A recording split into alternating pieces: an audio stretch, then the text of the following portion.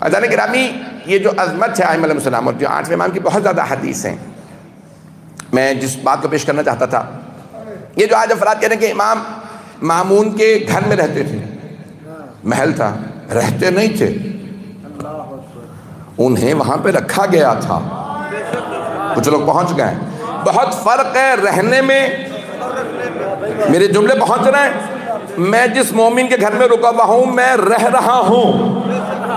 جب اختیار ہوتا ہے، خوشی ہوتی ہے تو انسان رہ رہا ہے، اور اگر کسی کو بازور و زبردستی لایا گیا ہو تو رہ نہیں رہے تھے.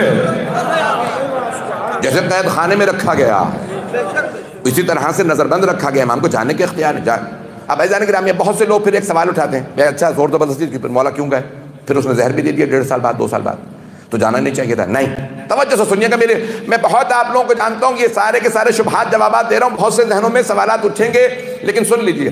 عزیزان گرامی، امام علیہ السلام پھر کیوں گئے؟ جب جانتے بھی ہیں اپنے علم امامت سے یہ مجھے زہر دے گا، یہ میرا دشمن ہے، مجھے وہاں پہ بلا رہا ہے، اپنی تائید کے لیے کوشش کرنا، ولی عہدی دے گا. غور سے سنیے گا جملوں کو.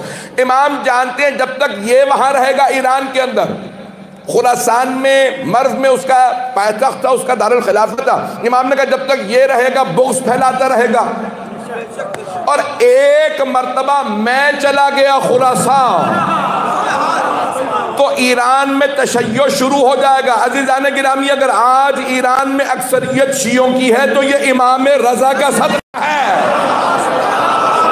پتہ نہیں میرے جملے پہنچ رہے ہیں نہیں پہنچ رہے ہیں.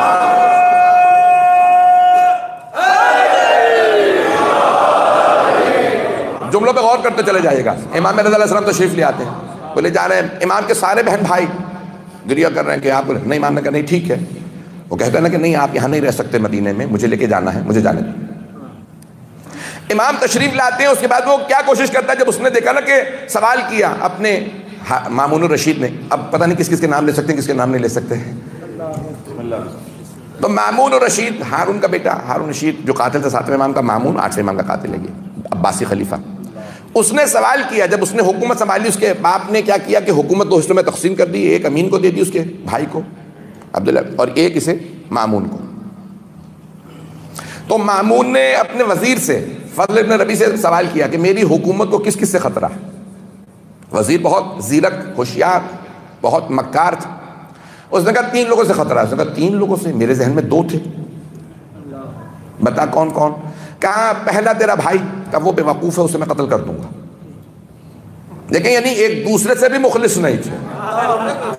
حکومت میں آتے ہی منصوبہ تھا بھائی کو مار دوں گا.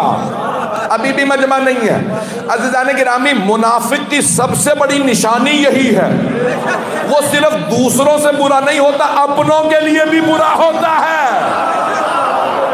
ابھی بھی سارا مجمع نہیں ہے. عزیزان گرامی، سب سے بڑی علامت امیر کی یہ ہے، امیر المؤمنین کی، وہ صرف اپنوں کے نہیں بیگانوں کے بھی کام آتے ہیں. ان کے دشمن بھی کہتے ہیں یہ نہ ہوتے تو ہم ہلاک ہو جاتے.